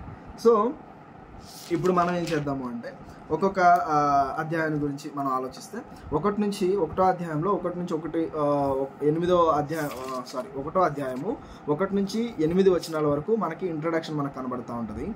ఓకేనా, అక్కడ యోహానికి దేవుడు ప్రత్యక్షపరచడము దాని గురించినటువంటి విషయాలన్నీ మనకు కనబడుతూ ఉంటాయి. తర్వాత 9 నుంచి 20 వరకు 1వ అధ్యాయంలో 9 నుంచి 20 వరకు యేసు ప్రభు యొక్క దర్శనాన్ని గురించి మనకి చూస్తూ ఉంటాము. ఓకేనా, దాని తర్వాత 2వ అధ్యాయము 1వ వచనం నుంచి 3వ అధ్యాయము 22వ వచనం వరకు 7 సంఘాలకి ప్రభు ఇచ్చినటువంటి హెచ్చరికల గురించి మనం చూస్తూ ఉంటాము. ఓకేనా, నేను జస్ట్ ఒక్కొక్క అధ్యాయంలో ఉన్న విషయం ఏంటి అనేది నేను జస్ట్ చెప్పుకుంటూ వెళ్ళిపోతాను. 22 అధ్యాయాల్లో ఉన్నటువంటి విషయాలు ఏంటి అనేది ఒక్కొక్క అధ్యాయం గురించి రేపటి నుంచి తర్వాత మనం చాలా డీటెయిల్డ్గా వెళ్ళడానికి మనం ప్రయత్నం చేద్దాం. ఓకేనా, జస్ట్ ఈరోజు ఏంటి అంటే అసలు ఏముంది, ఏ అధ్యాయంలో ఏముంది అనే దాని గురించి మనం మాట్లాడుకుంటున్నాం. ఓకేనా, రైట్. 7 సంఘాల గురించినటువంటి వాటి గురించినటువంటి హెచ్చరిక ఎక్కడుంది అంటే 2వ అధ్యాయంలో నుంచి 3వ అధ్యాయం 22 వరకు అక్కడ మనకు కనబడుతూ ఉంటుంది. 4వ అధ్యాయంలో మనకేం కనబడుద్ది అంటే 1 నుంచి 11 వచనాల వరకు సింహాసనాసీనుడైన దేవుని గురించినటువంటి దాన్ని చూస్తూ ఆయన రాసినటువంటి విధానం మనకు కనబడుతుంది. తర్వాత 5వ అధ్యాయం 1 నుంచి 14 వరకు మనకి దేవుని చేతిలో ఉన్నటువంటి ముద్రలు విప్పుటకు యోగ్యమైనటువంటి గొర్రెపిల్ల అనే దాని గురించి. ఓకేనా, దేవుని చేతిలో ముద్రలు ఉంటాయి, దాన్ని విప్పడానికి గొర్రెపిల్ల యోగ్యమైనదని, ఆ ముద్రలు విప్పే వాళ్ళు ఎవరున్నారని చూసినప్పుడు గొర్రెపిల్లగా మనకు కనబడుతుంది. ఇంతకీ గొర్రెపిల్ల అంటే ఎవరండి? మనందరికి తెలుసు కదా, యేసుక్రీస్తు ప్రభువుని గురించి అనమాట. దాని తర్వాత 6వ అధ్యాయం దగ్గరకు వచ్చేసరికి 6వ అధ్యాయం దగ్గర నుంచి 16వ అధ్యాయము 21 వరకు కూడా అక్కడ మనకు కనిపించేది ఏంటంటే దేవుని యొక్క తీర్పుల గురించి. ఓకేనా, గాడ్స్ జడ్జిమెంట్ అంటే దేవుడు ఎలా జడ్జి చేయబోతున్నాడు, ఎలా తీర్పు తీర్చబోతున్నాడు అనే దాని గురించి అక్కడ మాట్లాడుతూ ఉంటాడు. అయితే ఆ కిందకి మనం వెళ్తే 6వ వచనంలో సబ్ పాయింట్స్గా మనం మాట్లాడుకుంటే ఆయన తీర్పులు అనేవి 3 రకాలుగా ఉంటాయి. ఎలాంటి తీర్పులు అనేవి అని అంటే మొదటిది 6వ అధ్యాయము 1వ వచనం నుంచి 8 నుంచి 5 వచనాల వరకు 7 ముద్రల గురించి, 7 సీల్స్ గురించి మాట్లాడతాడు. అంటే ఇది ఆయన తీర్పుల్లో ఒక భాగం అనమాట. రెండోది వచ్చేసరికి 8 నుంచి 8వ అధ్యాయము 6వ వచనము, అక్కడి నుంచి 11వ అధ్యాయం 9 వరకు కూడా 7 బోర్ల గురించి మనం చూస్తూ ఉంటాం. అంటే దేవుడు 3 రకాలుగా తీర్పులు తీర్చడానికి నిర్ణయించుకున్నాడు. ఒకటి 7 ముద్రలు, తర్వాత 7 బోర్లు. మూడోది వచ్చేసరికి 16వ అధ్యాయం 1వ వచనం, తర్వాత 16 నుంచి 21 వరకు అక్కడ మనకి 7 పాత్రల గురించి మనకు కనబడుతుంది. ఓకేనా, 16వ అధ్యాయంలో మనకి 7 పాత్రల గురించి మాట్లాడుతుంది. ఓకేనా, దేవుని తీర్పుల్లో 3 రకాలుగా ఉన్నాయి. ఒకటి 7 ముద్రలు, తర్వాత 7 బోర్లు, తర్వాత 7 పాత్రలు. ఓకేనా, అలా దేవుని యొక్క తీర్పుల్లో ఉన్నాయన్నమాట. ఈ ముద్రలు ఏంటి, ఈ బోర్లు ఏంటి, ఈ పాత్రలు ఏంటి, దీని గురించినటువంటి డీటెయిల్డ్ ఇన్ఫర్మేషన్ అనేది మనం నెక్స్ట్ చూడబోతాం. ఓకేనా, ఈరోజు నేనేమి ఎక్కువ ఎక్స్ప్లెనేషన్ ఇవ్వట్లేదు, జస్ట్ మీకు చెప్తున్నాను ఇవి దేనికి సంబంధించినవి అనే దాని గురించి. అంటే ఇంతకీ దేవుని చేతిలో ముద్రలు ఉండడం ఏంటి, గొర్రెపిల్ల ఎవరు విప్పుతారని చూసినప్పుడు గొర్రెపిల్ల దాన్ని విప్పడం ఏంటి అనే దాని గురించి మనం ఆలోచన చేస్తే ఆ కాలంలో క్రైస్తవుల పరిస్థితి ఎట్లా ఉంది అంటే అందరూ కూడా చాలా హింస అనుభవిస్తున్నారు, చాలా శ్రమలు అనుభవిస్తున్నారు. ఆ టైంలో వాళ్ళందరికీ కూడా ఆ శ్రమల నుంచి విడిపించబడడానికి ఒక హోప్ కావాలి. ఆ టైంలో వాళ్ళందరికీ ఒక పరిష్కారం కావాలి, ఒక సొల్యూషన్ కావాలి. ఆ సొల్యూషన్ ఎవరి చేతిలో ఉందంటే దేవుని చేతిలో ముద్రగా ఉంది. ఇప్పుడు అవి దేవుని చేతిలో ఉన్నాయి. అవి ఎలా వాళ్ళకి వస్తాయి, ఓకేనా? అవి ఎలా వాళ్ళకి తెలుస్తాయి అంటే అది ఎవరి వల్ల సాధ్యమవుతుంది అంటే అది యేసు ప్రభు వల్లనే సాధ్యమవుతుంది. ఆ ముద్రలు విప్పగలిగింది అది ఒక యేసు ప్రభు వల్లే అనే విషయాన్ని అక్కడ మనకి చూడొచ్చు అనమాట. ఇంకా డీటెయిల్గా మనం నేర్చుకోబోతాము, సరేనా? రైట్. ఇంకా మనం కొన్ని స్కిప్ చేసాము. ఆ విషయాలు ఏంటి అంటే రెండో పాయింట్లో 7 బోరలకి 7 పాత్రలకి మధ్యలో అంటే 11వ అధ్యాయము 9వ వచనం వరకు మనం 7 బోరల గురించి చూసాం కదా. దాని తర్వాత 12వ అధ్యాయం దగ్గరికి వచ్చేసరికి అక్కడ మగ శిశువు గురించి అలాగే ఒక స్త్రీ కనినటువంటి మగ శిశువు గురించి మనం చూస్తాం. అది దేంతో పోల్చాడు అంటే యూదులందరినీ కూడా ఒక స్త్రీతో పోలుస్తాడు. యేసు ప్రభువుని కనినటువంటి ఒక మగ శిశువుగా చూపిస్తాడు అనమాట. యూదుల్లో నుంచే యేసు ప్రభు పుట్టాడు అన్న దానికి సాదృశ్యంగా అలా చూపిస్తాడు అనమాట. తర్వాత 13వ అధ్యాయం దగ్గరికి వచ్చేసరికి ఒక క్రూర మృగాన్ని గురించినటువంటి ప్రస్తావన ఉంటుంది. 14వ అధ్యాయం దగ్గరికి వచ్చేసరికి గొర్రెపిల్ల నామంతో లిఖించబడినటువంటి 14,44,000 మంది దాని గురించి లెక్క ఉంది కదా, దాని గురించి మనకు కనబడుతూ ఉంటుంది. తర్వాత 15వ అధ్యాయం దగ్గరికి వచ్చేసరికి 7వ ఉగ్రత పాత్ర గురించి దాని గురించి మాట్లాడుతూ ఉంటాడు. ఓకే, ఇక్కడ వరకు మనం గమనించి 15 వరకు నేను చెప్పాను కదా. 16వ అధ్యాయం దగ్గరికి వచ్చేసరికి 7 పాత్రల గురించినటువంటి ప్రస్తావన ఉంటుంది, 7 పాత్రలు. తర్వాత 17వ అధ్యాయం దగ్గరికి వచ్చేసరికి మహావేశ్య, ఓకేనా, ద గ్రేట్ హార్లెట్ అంటారు కదా, మహావేశ్యకు కలగబోయేటువంటి నాశనాన్ని గురించి మాట్లాడుతూ ఉంటాడు. దాని తర్వాత 18వ అధ్యాయం దగ్గరికి వచ్చేసరికి మహాబబులోను నాశనాన్ని గురించి మాట్లాడుతూ ఉంటాడు. 19వ అధ్యాయం దగ్గరికి వచ్చేసరికి గొర్రెపిల్ల వివాహ మహోత్సవం గురించి మాట్లాడతాడు. 20వ అధ్యాయం దగ్గరికి వచ్చేసరికి సాతాను బంధించబడడం దాని గురించి మాట్లాడతాడు. 21వ అధ్యాయం దగ్గరికి వచ్చేసరికి క్రొత్త ఆకాశం క్రొత్త భూమి అని మాట్లాడతాడు. 22వ దగ్గరికి వచ్చేసరికి జీవనది, అలాగే జీవవృక్ష ఫలాలు, అలాగే ముగింపు మాటలు అనేవి మనం 22వ అధ్యాయంలో మనం చూస్తూ ఉంటాం అనమాట. ఇప్పుడు ఈ మాటలన్నీ నేను ఎందుకు చెప్పాను అంటే ఈ బుక్ అనేది చాలా క్లియర్గా మనకు కొన్ని విషయాలు తెలియజేస్తూ ఉంటాయి. ఏంటి ఆ విషయం అంటే బాగా మహాశ్రమలలో ఉన్నటువంటి ఆ క్రైస్తవులకు ఆదరణ కలిగించడానికి యోహాను గారు ఈ పుస్తకాన్ని రాశాడు. ఇందులో ఎలా వాళ్ళకి ఆదరణ కలిగించబోతున్నాడు అంటే ఇదిగో యేసు ప్రభు వారు మనందరికీ కూడా మనందరినీ కూడా రక్షించబోతున్నాడు. ఎవరైతే మన మీద అధికారం చేస్తున్నారో, ఎవరైతే హింసిస్తున్నారో వాళ్ళందరినీ కూడా నాశనం చేయబోతున్నాడు. వాళ్ళ మీదకి ఉగ్రత రాబోతుంది. ఉగ్రత పాత్రలు అన్నాడు కదా, 7 ఉగ్రత పాత్రలు ఉన్నాయి కదా. ఆ 7 పాత్రలు మీరు 16వ అధ్యాయం చదువుకున్నప్పుడు ఒక్కొక్క పాత్ర వేటిని నాశనం చేస్తుంది అనే దాని గురించి డీటెయిల్డ్గా మీరు చూస్తారండి. మీరు ఎవరైనా 16వ అధ్యాయం ఓపెన్ చేసి ఉంటే ఆ 16వ అధ్యాయం చూసినప్పుడు 1వ పాత్ర దేని మీద కుమ్మరించబడింది, 2వ పాత్ర దేని మీద కుమ్మరించబడింది, అలా 7వ పాత్ర కుమ్మరించబడినప్పుడు ఏం జరిగింది అనే దాని గురించి మీరు చూస్తారండి. ఎవరైనా తీశారండి 16వ అధ్యాయము? 16వ అధ్యాయంలో మీరు చూస్తూ ఉంటారు. 16వ అధ్యాయం చూస్తున్నప్పుడు 1వది 2వది 3వది 4వది అని చెప్పేసి 7 పాత్రల గురించి చెప్తాడు. 7వ పాత్ర దగ్గరికి వచ్చేసరికి మాత్రం అది ఎన్నో వచనంలో ఉంది? 17వ వచనంలో ఉంది. 17వ వచనం చదువుతారు ఎవరైనా? 7వ దూత తన పాత్రను వాయుమండలం మీద కుమ్మరింపగా సమాప్తమైనదని చెప్పుచున్న యొక్క గొప్ప స్వరము గర్భాలయంలో ఉన్న సింహాసనం నుండి వచ్చాను. ఏమైంది అంటే సమాప్తం అయిపోయింది. ఏం సమాప్తం అయిపోయింది అంటే ఇదిగో దేవుని యొక్క ఉగ్రత అనేది త్వరగా రాబోతుంది. చాలా శీఘ్రంగా రోమీల మీదకి ఉగ్రత రాబోతుంది. ఎందుకంటే హింసించేది ఎవరు? రోమీలు కదా. హింస పొందుతున్నది ఎవరు? క్రైస్తవులు. సో ఎవరైతే దేవుని నామాన్ని బట్టి హింస పొందుతున్నారో మీ అందరికీ కూడా ఆదరణ కలుగుతుంది. ఎందుకంటే మీరు అందరూ కూడా కొంచెం ఓపికగా ఉండండి. దేవుడు త్వరగా ఇదిగో ఈ ప్రభుత్వాన్ని, ఈ రోమీల్ని నాశనం చేయబోతున్నాడు. సమస్తము కూడా పూర్తి అయిపోబోతుంది, ఓకేనా? అంతా కూడా మీ కష్టకాలము, శ్రమలు అన్నీ కూడా సమాప్తం అయిపోబోతున్నాయి అనేది 7వ పాత్ర కుమ్మరించినప్పుడు మొత్తం అంతా కూడా వాళ్ళ కష్టం అంతా, శ్రమలన్నీ కూడా అక్కడికి అయిపోతున్నాయి అనే విషయాన్ని గురించి అక్కడ మాట్లాడుతూ ఉంటాడు. ఆ తర్వాత 16వ అధ్యాయం తర్వాత మీరు 17వ అధ్యాయం దగ్గరికి వచ్చినప్పుడు మహావేశ్యకు కలిగే నాశనం అంటాడు. మహావేశ్య అంటే అక్కడ 2 స్త్రీల గురించి మాట్లాడుతుంటాడు. వేశ్య అంటే స్త్రీయే కదా. ఎందుకు మాట్లాడుతున్నాడు? ఒక స్త్రీ అయితే సంఘాన్ని దేంతో పోల్చాడు చెప్పండి? సంఘాన్ని కూడా స్త్రీతో పోల్చడం మనం చూస్తూ ఉంటాం కదా. సంఘము కూడా కన్యక, వధువు అని చెప్పి స్త్రీతో పోలుస్తూ ఉంటాడు. అలాగే లోకస్తుల్ని, అలాగే ఈ ప్రభుత్వం దీంతో కూడా మహావేశ్యతో పోల్చాడు. స్త్రీతో కూడా ఒక వేశ్యతో పోలుస్తాడు. దానికి కూడా నాశనం ఉంది అనే దాని గురించి మాట్లాడుతుంటాడు. తర్వాత మహాబబులోను 18వ అధ్యాయం దగ్గర వచ్చాడు. మహాబబులోను అంటే ఇది ఎవరికి సంబంధించింది? బబులోన్ అంటే ఎవరి గురించి అనుకున్నాం? బబులోన్ అంటే బబులోన్ గురించేనా? ఒకవేళ ఈ బబులోన్ అని ఇక్కడ రాసింది కాబట్టి ఈ బబులోన్కే నాశనము, బబులోన్ గురించే అని ఒకవేళ లిటరల్గా తీసుకుంటే అప్పటికి అసలు బబులోన్ కాలం ఉందా? యోహాన్ రాసే టైంకి బబులోన్ రాజ్యం ఉందా?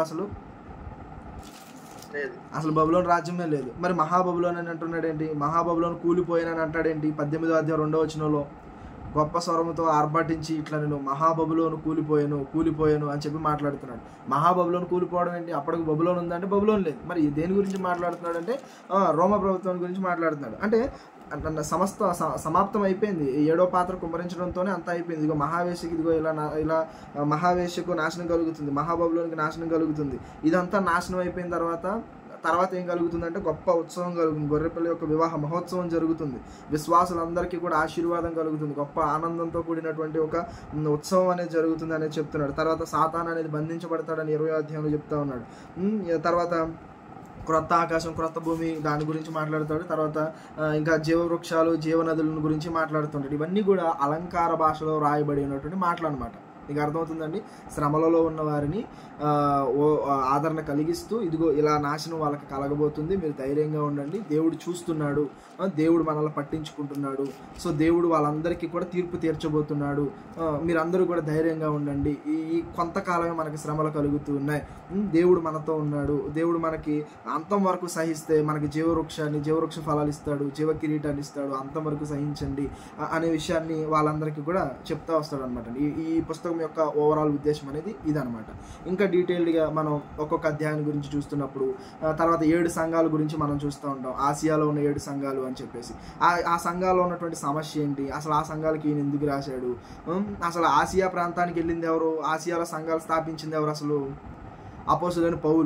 అపోజిలైనటువంటి పౌలు ఆసియా ప్రాంతంలో ఆయన మిషనరీ జర్నీస్లో ఆసియా ప్రాంతానికి వెళ్ళి అక్కడ సంఘాలన్నీ స్థాపిస్తే ఆ సంఘాలకి యోహాను గారు ఎందుకు లేఖ రాస్తున్నాడు? ఈయన రాయాల్సినంత అవసరం ఏమొచ్చింది? అసలు ఈయన ఆ ఆసియా సంఘానికి ఎప్పుడైనా వెళ్ళాడా? ఆసియాలోనే ఏ సంఘాలు ఉన్నాయి? ఎఫెసీ సంఘము, తుయతైరా, లవదోకియా, ఈ సంఘాలన్నీ కూడా చిన్న ఆసియాలో ఉన్నటువంటి సంఘాలు అనమాట. ఆ ఆసియా ప్రాంతంలో ఉన్నటువంటి సంఘాలకి ఈయన ఎందుకు లేఖ రాస్తున్నాడు? వాళ్ళతో ఆల్రెడీ ఏమైనా పరిచయం ఉందా? వాళ్ళతో ఏమైనా కొంతకాలం ఈయన ఉన్నాడా? ఈ విషయాలన్నీ కూడా మనం నెక్స్ట్ క్లాస్లో చూడబోతున్నాం అనమాట. ఓకేనా? ఆ సంఘాల గురించి, వాళ్ళకున్న సమస్యలను గురించి, వాళ్ళని ఎలా ఆదరిస్తూ యోహాను గారు రాస్తున్నాడు అనే దాని గురించి నెక్స్ట్ క్లాస్లో మనం చూడబోతున్నాం. ఓకేనా? రైట్. నేను ఒక నెంబర్ గురించి చెప్పాను కదా, ఆ నెంబర్ గురించి మనం ఆలోచించేద్దాం. ఏంటి ఆ నెంబరు? ఇందాక ఇందులో సింబల్స్ నాకు కొంచెం ఇంట్రెస్టింగ్ అనిపించింది అనమాట. ఇది ఏంటది అంటే సపోజ్ మ్యాథ్స్ గురించి అంటే నెంబర్ 7 కానీ 1000 కానీ ఇవన్నీ కూడా మనం అక్షరార్థంగా తీసుకోవడానికి ఉండదన్నమాట. సపోజ్ ఇప్పుడు 7 అనే అంకె ఉందనుకోండి, 7 అనగానే మీకు ఏం గుర్తుకు రావాలి? అది దేనికి? సంపూర్ణత. రైట్, వెరీ గుడ్ అండి. 7 అనగానే మనకి బిబ్లికల్ లాంగ్వేజ్లో మనకి గుర్తుకు రావాల్సింది ఏంటి అంటే 7 అంటే 7 కాదు, ఏంటంటే దానికి దేనికి గుర్తు అంటే సంపూర్ణతకు గుర్తు అనేది గుర్తుకు రావాలండి. తర్వాత 1000 అనేది మనకు దేనికి గుర్తు అంటే దీర్ఘకాలానికి సూచన అండి. ఓకేనా? లాంగ్ లైఫ్కి, ఓకేనా, ఎక్కువ కాలానికి, ఇంకా అంటే చాలా కాలం నడుస్తుంది అనే దాని గురించి మనం చెప్తామండి. మనకి ఎగ్జాంపుల్ కూడా కొంతమంది పెద్దల దగ్గర ఆశీర్వాదం తీసుకుంటే 1000 ఏళ్ళు పిల్లా పాపలతో చల్లగా వర్ధిల్లు అని అంటారు. అంటే దాని అర్థం ఏంటి? నువ్వు ఎంతకాలం అయితే అంతకాలం చల్లగా ఉండు, మంచిగా ఉండు అని అర్థం. అంటే నువ్వు ఎక్కువ కాలం దీర్ఘాయుష్మంతుడిగా ఉండాలి అని అర్థం. ఓకేనా? లిటరల్గా 1000 yearsని మనం తీసుకోవడానికి లేదనమాట. అలాగే కొన్ని మ్యాథ్స్లో కూడా మనకి కొన్ని సింబల్స్ ఉంటాయి. లైక్ ఇప్పుడు మనం ఎడిషన్ చేయాలనుకోండి, ఓకేనా? ఎడిషన్ చేయాలి అంటే ఏ సింబల్ యూస్ చేస్తాం?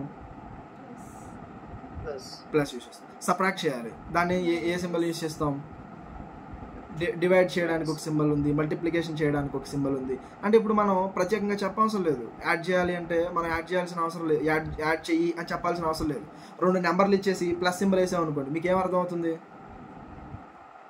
అక్కడ యాడ్ చేయాలి అనే విషయం మనకి అర్థమవుతుంది. ఇప్పుడు అలాగే కొన్ని సింబల్స్ ఏవైతే మనకి బైబిల్ గ్రంథంలో కనబడుతున్నాయో ఆ సింబల్ని బట్టి మనం ఏం అర్థం చేసుకోవాలి, దాని వెనకాల మీనింగ్ని అర్థం చేసుకోవాలి. మీకు అర్థమవుతుందని చెప్పేది. సింబల్ ఉన్నప్పుడు ఆ సింబల్ని మనం చూడకూడదు. ఆ సింబల్ అనేది దేన్ని చూస్ చేస్తుంది, అది దేనికి గుర్తుగా ఉంది అనేది మనం చూడాలన్నమాట. ఓకేనా? కొన్ని నెంబర్స్ నేను చూపిస్తాను. ఆ నెంబర్స్ ఏంటంటే మీరు ప్రకటన గ్రంథం 12వ అధ్యాయం 6వ వచనం చూడండి ఒకసారి. ప్రకటన గ్రంథం ప్రకాశిత్ వాక్య రెవల్యూషన్ 12 చాప్టర్ 12 verses 6. 6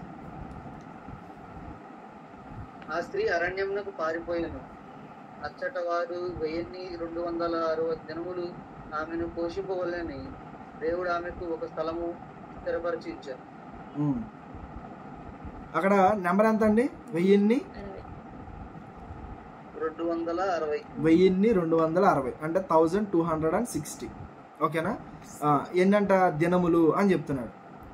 ఓకేనా? అంటే days, right? Next 13th chapter 5 చదవండి. 13th chapter 5. డంబపు మాటలను దేవదూషణకు పలుకు ఒక నోరు దానికి ఇవ్వబడింది, మరియు 42 నెలలు తన కార్యము జరుప అధికారము దానికి ఏర్పాటాయింది. ఏంటంటున్నాడు? 42 నెలలు అంటే 42 months. ఓకేనా? 42 months. ఇప్పుడు 42 monthsని డేస్లో మంత్కి 30 కాడికి మీరు కౌంట్ చేసుకుంటే మీకు వచ్చే నెంబర్ ఎంత అంటే ఇందాక మీరు చదువుకున్న నెంబరే. మీకు అర్థమవుతుందా? అంటే మనకు ఫామ్ మారుస్తున్నాడు. దినాల్లో లెక్కేస్తే ఎంత, తర్వాత నెలల్లో లెక్కేస్తే ఎలాగా అనే దాని గురించి. ఇప్పుడు దాన్నే సంవత్సరం కింద లెక్కేస్తే ఎలా ఉంటుందో తెలుసా? ఒకసారి 12వ అధ్యాయంలో 14 వచ్చిన చదవండి ఎవరైనా. 12th chapter 14. అందువలన ఆమె అరణ్యంలో ఉన్న తన చోటికి ఎగురునట్లు గొప్ప పక్షిరాజు రెక్కలు 2 ఆమెకు ఇవ్వబడిను. అచ్చట ఆ సర్పముఖమును చూడకుండా ఆమె ఒక కాలములు అర్ధకాలము పోషింపబడింది. అర్ధకాలము అన్నాడు. ఇప్పుడు అర్ధకాలం అంటే ఇప్పుడు దీన్ని మీరు ఎలా అర్థం చేసుకుంటారు చెప్పండి? అర్ధకాలము అంటే దేనికి అర్ధకాలం అనుకుంటారు? హాఫ్ టైమా? అంటే దేంట్లో నుంచి అర్ధకాలం? ఒక సంవత్సరంలో అర్ధకాలం అనుకుంటారా? ఇప్పుడు మనకు అర్థం కావాల్సింది ఏంటంటే, మనం ఇప్పుడు ఇందాక నేను చెప్పాను సంపూర్ణం అంటే ఏ అంకి చెప్పాను నేను? ఇప్పుడు అర్ధకాలం అంటే దేంట్లో నుంచి తీయాలి? సగం 7లో నుంచి సగం చేయాలి. 7లో నుంచి సగం చేస్తే ఎంత? 3.5. ఇప్పుడు మీరు 1260 సంవత్సరాలు అన్నా, 1260 days అన్నా, 42 months అన్నా, 3.5 years అన్నా సేమ్ వస్తుంది మీకు.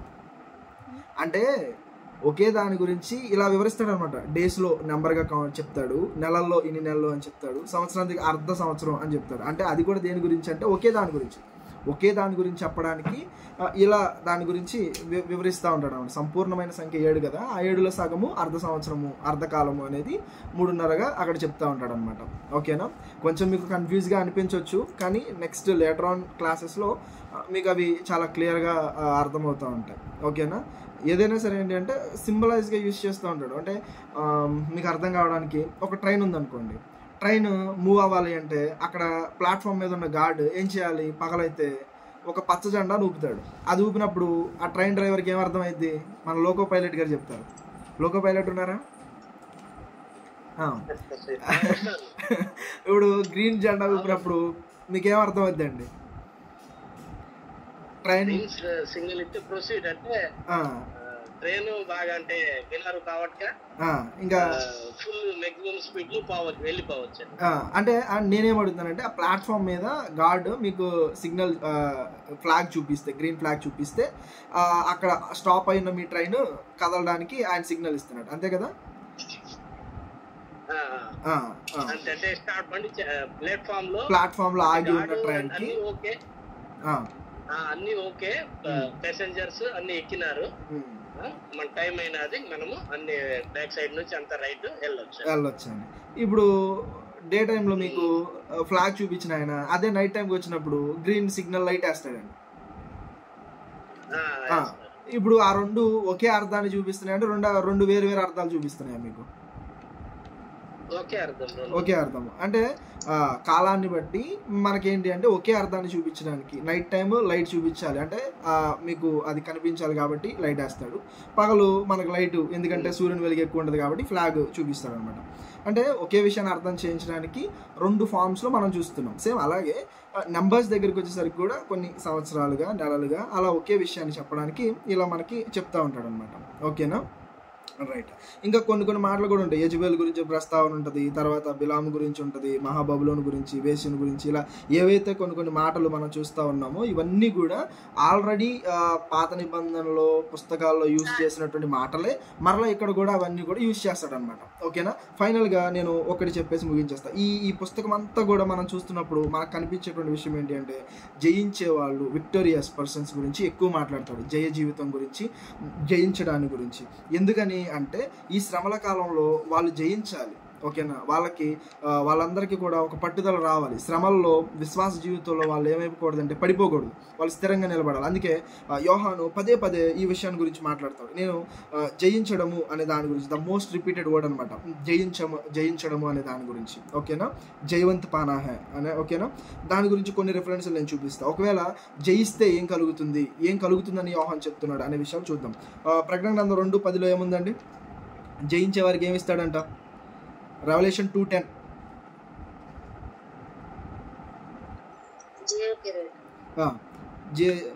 జయించే వాళ్ళకి ఏమి ఇస్తాడండి ఆయన? జీవన్ కా ముక్కుట్ దేతా, జీవ కిరీటాన్ని ఇస్తానని చెప్తున్నాడు. తర్వాత అదే 2వ అధ్యాయం 7వ వచనంలో ఏం చెప్తున్నాడు?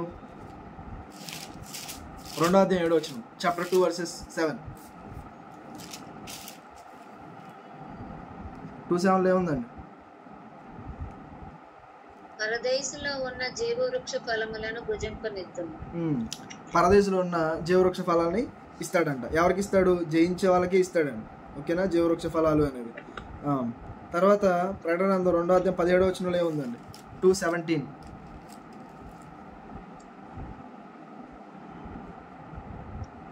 మరుగైయున్న మన్నాను భుజింపనిత్తును. జయించువానికి మరుగైయున్న మన్నాను భుజింపనిత్తును. మరుగై ఉన్న మన్నాను ఇస్తానని చెప్తున్నాడు జయించే వాళ్ళకి. తర్వాత అదే 2nd చాప్టర్లో 26th వర్స్లో ఏముందండి? 2nd chapter 26th verse. నేను నా తండ్రి వలన అధికారము పొందినట్టు జయించుచు అంతము వరకు నా క్రియలు జాగ్రత్తగా చేయవానికి జనుల మీద అధికారం ఇచ్చేదను. ఏమిస్తాడంటే అధికారం అనేది ఆయన ఇస్తానని చెప్తున్నాడు. ఇంకా 3:5 ఏముందండి? 3:5 జయించువాడు అలాగున్న తెల్లని వస్త్రములు ధరించుకొనును. జీవ గ్రంథములో నుండి అతని పేరు ఎంత మాత్రమునో తుడుపు పెట్టక. అంటే జయించే వాళ్ళకి వాళ్ళ జీవ గ్రంథంలో పేరు అనేది తీసివేయబడదు, వాళ్ళకి తెల్లని వస్త్రాలు ఇస్తున్నాను అని చెప్తున్నాడు అండి జయించే వాళ్ళకని. తర్వాత అదే 3వ అధ్యాయం 12వ వచనంలో ఏం చెప్తున్నాడు? 3:12 జయించువానిని నా దేవుని ఆలయములో ఒక స్తంభముగా చేసేదను. వారి మీదట ఎన్నటికీ వెలుపలికి పోడు, మరియు నా దేవుని పేరును పరలోకంలో నా దేవుని యొద్ద నుండి దిగి వచ్చును. ఇదంతా కూడా చెప్తున్నాడు అండి. కొత్త పేరును వారి మీద ఇస్తాను, కొత్త పేరు రాసిదను అని చెప్తున్నాడు. తర్వాత 3:21 ఏముందండి? 3:21 నేను జయించి నా తండ్రితో కూడా ఆయన సింహాసనమునందు కూర్చుండి ఉన్న ప్రకారము జయించువానిని నాతో కూడా నా సింహాసనమందు కూర్చుండనిచ్చెదను. అల్టిమేట్ గా ఏం చెప్తున్నాడు అంటే ఎవరైతే జయిస్తారో, నేను ఎలాగైతే జయించి తండ్రి సింహాసనం మీద కూర్చున్నానో, ఇప్పుడు నా పేరిట ఎవరైతే శ్రమలు అనుభవిస్తున్నారో మీరందరూ కూడా ఈ శ్రమలను సహించి వాటిని జయిస్తే ఇదిగో మీ అందరికీ కూడా ఈ సింహాసనం మీద కూర్చునే అధికారాన్ని ఇస్తాను అని చెప్పేసి యేసు ప్రభు అక్కడ తెలియజేస్తున్నాడు. యోహాను ఆ ప్రత్యక్షత చూస్తూ ఈ విషయాలన్నీ చెప్తున్నాడు అన్నమాట. ఓకేనా? అంటే ఈ పుస్తకం అనేది ఏంటి అంటే శ్రమలలో ఉన్న వాళ్ళకి ఆదరణ ఇవ్వడానికి, జయించే వారికి ఇదిగో ఇలాంటి గొప్ప ఆశీర్వాదం ఉంది అనే విషయాన్ని చెప్పడానికి ఈ పుస్తకాన్ని యోహాను గారు రాస్తున్నాడు అనమాట. ఓకేనండి? రైట్. ఇప్పుడు ఈరోజు నేను ఏవే విషయాలు చెప్పాను ఒకసారి రివైండ్ చేస్తారా నాకు కొంచెం? నేను ఏమేమి చెప్పానని నేను చాలా పాయింట్స్ కొన్ని రాసుకున్నా. కొన్ని మీకు అక్కడ నా బుక్లో అయితే ఆర్డర్గా కనపడవు, కానీ రాసుకున్న మీరైతే ఆర్డర్గా చెప్పాలి ఏ ఆర్డర్లో మీరు రాసుకున్నారు, నేనేం చెప్పాను దాని గురించి. 2వ అధ్యాయం 7వ వచనము దాని గురించి కాదు, నేను మొత్తం క్లాస్ అంతా రివైండ్ గురించి అడుగుతున్నాను. మీరు ఇవన్నీ రాసుకున్నారు కదా. జస్ట్ ఈ పుస్తకంలో ఏంటి అంటే ఎక్కువ జయ జీవితాన్ని గురించి మాట్లాడుతుంది, శ్రమల్లో ఉన్నటువంటి క్రైస్తవుడు ఇలా ఉండాలనే దాని గురించి. ఒకవేళ మీకు ఒక డౌట్ రావచ్చు, ఇది ఎవరి కోసం రాయబడిందండి ఈ పుస్తకం? ఈ ప్రకటన గ్రంథం ఎవరి కోసం రాశాడు అనుకున్నాం? సంఘాలకు. ఇప్పుడు 7 సంఘాలకి. ఇప్పుడు వీటితో మనకేమైనా అవసరం ఉందా? ఏం అవసరం లేదండి. మనకు కూడా ఏమైనా హెచ్చరికలు ఉంటాయి? ఏం అవసరం లేదా? ఉన్నాయి హెచ్చరికలు.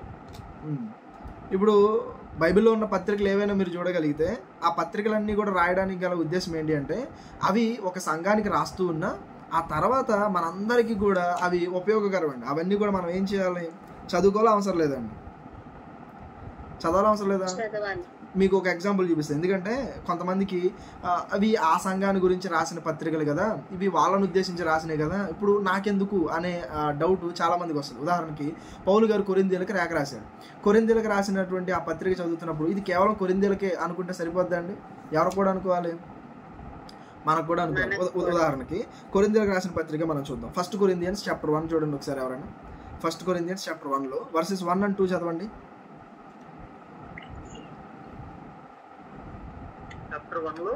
చాప్టర్ 1లో ఫస్ట్ 2 verses, 1-2 verses. దేవుని చిత్తం వలన యేసుక్రీస్తు యొక్క అపోస్తలుడుగా నుండుటకు పిలువబడిన పౌలును, సహోదరుడైన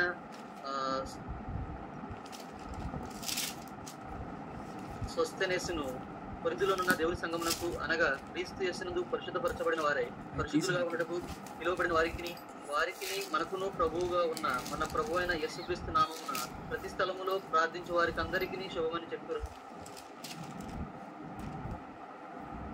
ఇప్పుడు ఈయన ఓన్లీ కొరింథీకే అంటున్నాడా? ప్రతి స్థలములో ప్రార్థించే వారందరికీ అంటున్నాడా? చెప్పండి. ఇప్పుడు ప్రతి స్థలంలో ప్రార్థించేది ఎవరు కూడా ఉన్నారు? ఇక్కడ మనం కూడా ఉన్నాం. పౌలు గారు ఒక పత్రిక రాస్తున్నాడు అంటే అది కేవలం ఒకళ్ళ కోసమే కాదు. దాని తర్వాత ఆ పత్రికని ఎంతమంది అయితే చదువుకుంటున్నారో ఆ వారికి కూడా దీనిలో నుంచి కొన్ని హెచ్చరికలు అనేవి ఇస్తూ ఉంటాడు. ఇప్పుడు ఇంకొక విషయం చదువుతాం చూడండి. కొలసీలకు రాసిన పత్రిక చదవండి ఎవరైనా. కొలసీలకు రాసిన పత్రిక 4వ అధ్యాయం 15వ వచనం తీయండి. Colossians chapter 4 verses 15. Colossians 4:15.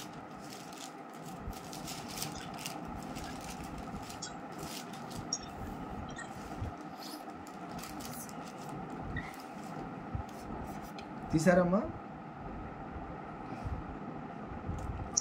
లౌదీకీలో ఉన్న సహోదరులకును సుంఫాకును వారి ఇంట ఉన్న సంఘమునకును వందనములు చెప్పుడి. ఈ పత్రిక మీరు చదివించుకున్న తర్వాత లౌదీకీలో వారి సంఘములోను చదివించుడి. అంతేనా? లౌదీకీకి రాసిన పత్రిక పంపిన పత్రికను మీరును చదివించుకొనుడి.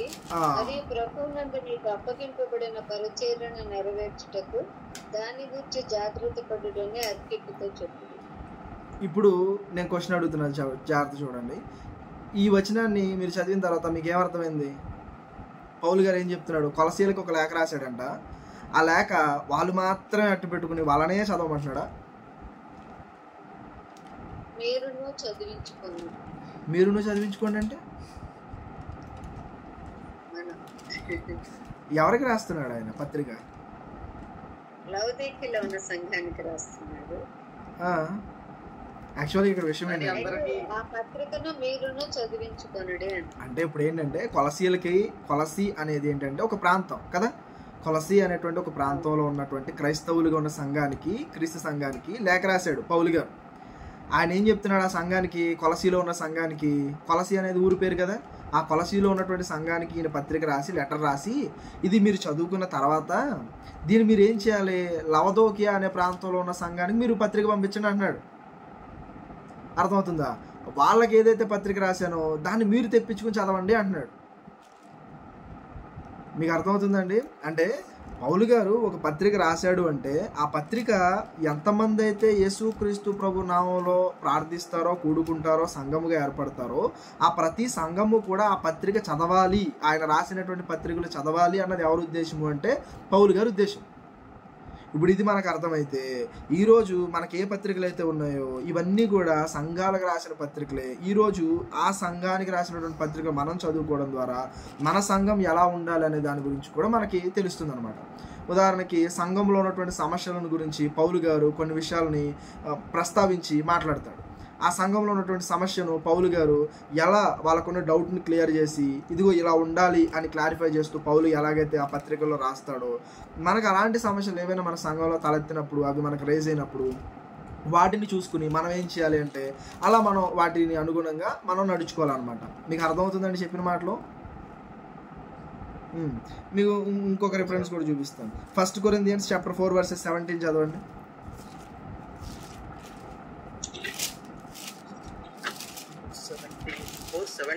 4:17 నిమిత్తము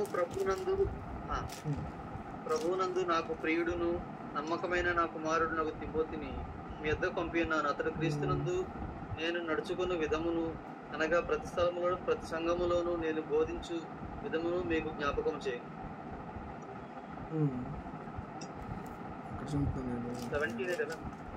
అదేనండి.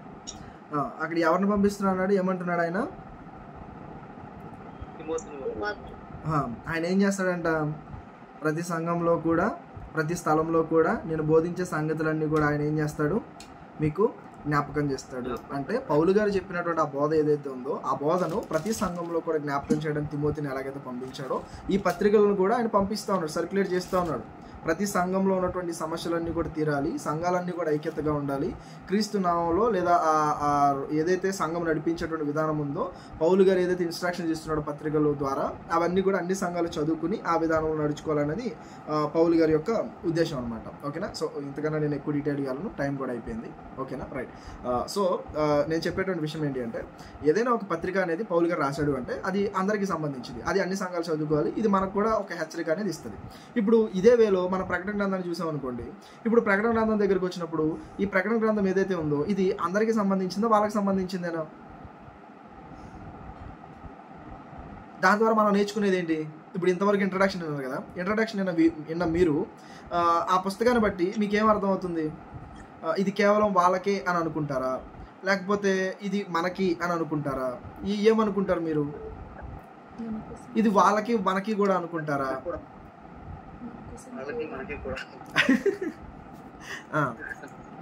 చాలా మంది ప్రకటన గ్రంథం దగ్గరికి వచ్చేసరికి కొన్ని భయాలు ఉంటాయండి.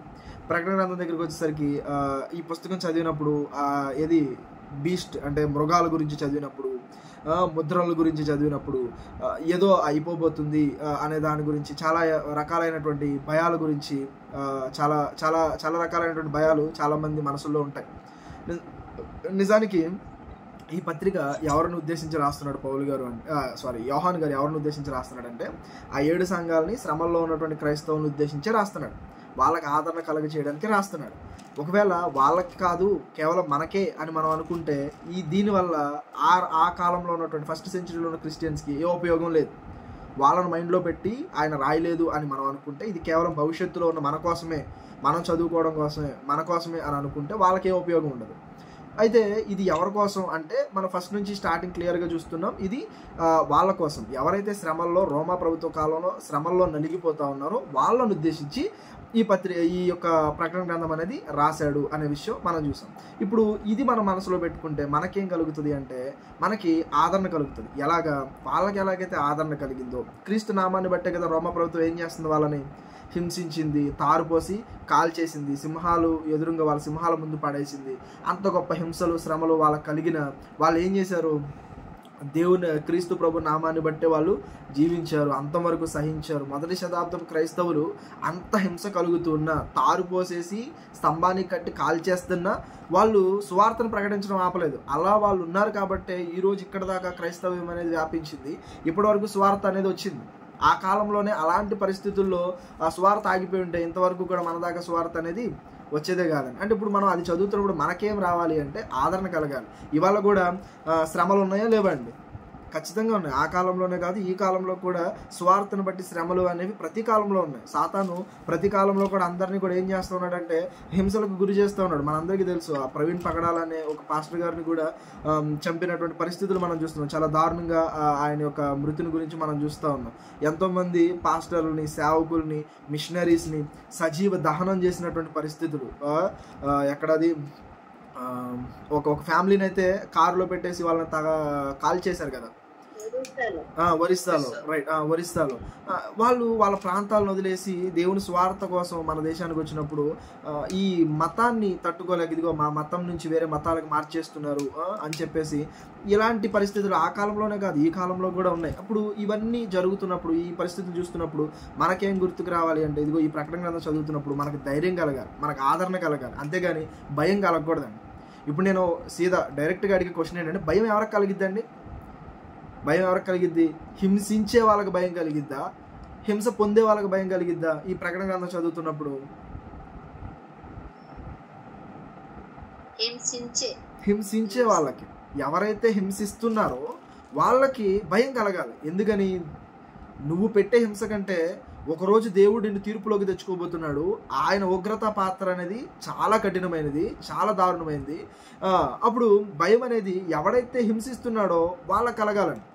ఎవడైతే హింస పొందుతున్నారో క్రైస్తవులుగా ఎవరైతే వాటిని భరిస్తున్నారో వాళ్ళకి ఏం కలగాలంటే ఆదరణ కలగాలని. ఎందుకంటే నా దేవుడు నన్ను చూస్తున్నాడు. ఆ కాలంలోనే ఇదిగో ఎంత పెద్ద రాజ్యాలు, భూప్రపంచాన్ని పరిపాలించినటువంటి మహాసామ్రాజ్యాలు, బబులోను, మాధ్య పారసిక, గ్రీకు, రోమ ప్రభుత్వం, ఈ ప్రభుత్వాలే ఆయన ముందు నిలబడలేకపోయినాయి. అంత గొప్ప హింస పెట్టినటువంటి వాళ్ళే చరిత్రలో లేకుండా, నామరూపాలు లేకుండా పోయారు. దేవుని యొక్క ఉగ్రత అంత గొప్పది. అలాంటి శిక్షకు వాళ్ళు గురి కాబోతున్నారు నన్ను హింసించే వాళ్ళు అని మనకి అనిపించినప్పుడు మనకి ఆదరణ కలగాలండి, భయం ఎదుటి వాళ్ళకి కలగాలండి, హింసించే వాళ్ళకి కలగాలండి. కానీ ఇది ఉల్టా అవుతుందండి. ఎవరికి ఉల్టా అవుతుంది? ఎవరికి రివర్స్ అవుతుందంటే క్రైస్తవులుగా ఉండి చదువుకునే వాళ్ళకి భయం వేస్తుందండి. ఈరోజు ప్రకటన గ్రంథం చదివేదాం. ఇప్పుడు మనం భయపడాల్సిన అవసరం లేదండి. ప్రకటన గ్రంథం చదివేటప్పుడు ఏదో జంతువులు ఉన్నాయనో, లేకపోతే ఏదో 666 ముద్ర ఉందనో, 666 నెంబర్ ఉందనో, ఇంకా దేని బట్టో మనం భయపడాల్సిన అవసరం లేదండి. ఎవరికి భయము అంటే ఎదుటి వాళ్ళకి భయం, సాతాను రాజ్యానికి భయం, సాతానికి భయం, సాతాను అనుచరులకి భయం, అర్థమవుతుంది, లోకస్తులకు భయం. క్రీస్తులో ఉన్నటువంటి మనకి ఎన్నటికీ భయం లేదండి. అర్థమవుతుందండి చెప్పిన విషయం. సో కాబట్టి ఈ మాటలు మీ అందరికీ కూడా బాగా అర్థమైనాయని నేను అనుకుంటున్నాను. నెక్స్ట్ వీక్ నుంచి మనం ఈ పుస్తకంలోనికి డీప్గా వెళ్దాం. ఓకేనా? రైట్. ఈరోజు మనం నేర్చుకున్నటువంటి విషయాలు ఏంటి, ఏమేమి నేర్చుకున్నాం? మనం